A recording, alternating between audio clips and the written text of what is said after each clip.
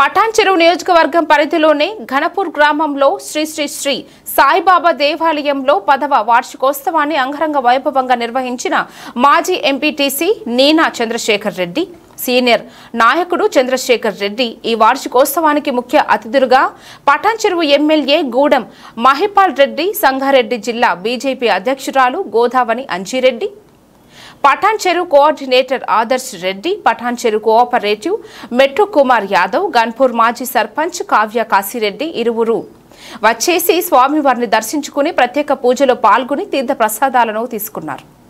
ఈ కార్యక్రమంలో ఘన్పూర్ సీనియర్ నాయకులు కసిరెడ్డి దుర్గయ్య, కృష్ణమూర్తి చారి, రాజు, గ్రామ పెద్దలు, గ్రామ యువకులు, రాజకీయ నాయకులు, మహిళలు, భక్తులు తదితరులు పాల్గొన్నారు.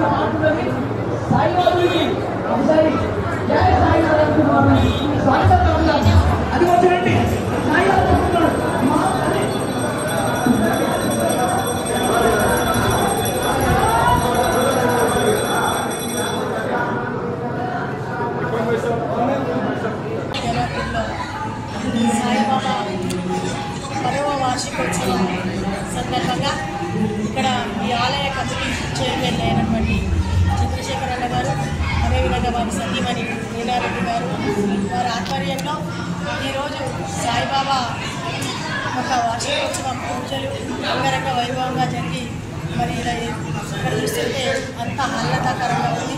కాబట్టి ఈ యొక్క పార్టీ ఘనపూర్వే కాకుండా ఈ చుట్టుపక్కల ఉన్నటువంటి గ్రామ ప్రజల వీరందరి మీద కూడా సాయిబాబా ఆశీస్సులు ఉండి అందరూ కూడా ఆయుర ఆరోగ్యాలతో అష్టైశ్వర్యాలతో ఉండాలని చెప్పి ఆ సాయిబాబాను ప్రార్థిస్తూ, అదేవిధంగా మన చంద్రశేఖర్ రెడ్డి గారు, వీరారెడ్డి గారు ఇట్లాంటి వార్షికోత్సవాలు మరెన్నో చేయాలి, అదేవిధంగా అంచెలంచెలుగా ఎదగాలని చెప్పి ఆ సాయిబాబాను ప్రార్థిస్తారు. మాసిరెడ్డి చంద్రశేఖర్ రెడ్డి గారికి కూడా జన్మనిచ్చిందంటే గర్వపడవచ్చు. మరి వారు మాజీ సర్పంచ్ ఒక రోజుల్లో ఆ రోజుల్లో మరి ఇప్పుడు మా మాసిరెడ్డి నానిరెడ్డి గారు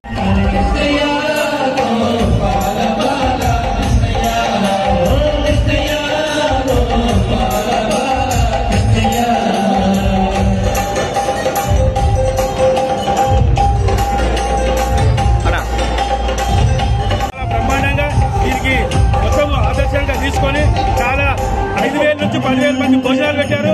చాలా బ్రహ్మాండంగా ఈ ఊళ్ళో అన్నదాన కార్యక్రమాలు చాలా జరిగినాయి. ఈరోజు ఘనపూర్లో సాయిబాబా భక్తులు చాలా వచ్చినారు. చాలా బ్రహ్మాండంగా ఈ ఘనపూర్లో సాయిబాబా దగ్గర దర్శనం చేసుకొని అందరూ సాయిబాబా ప్రార్థిస్తున్నారని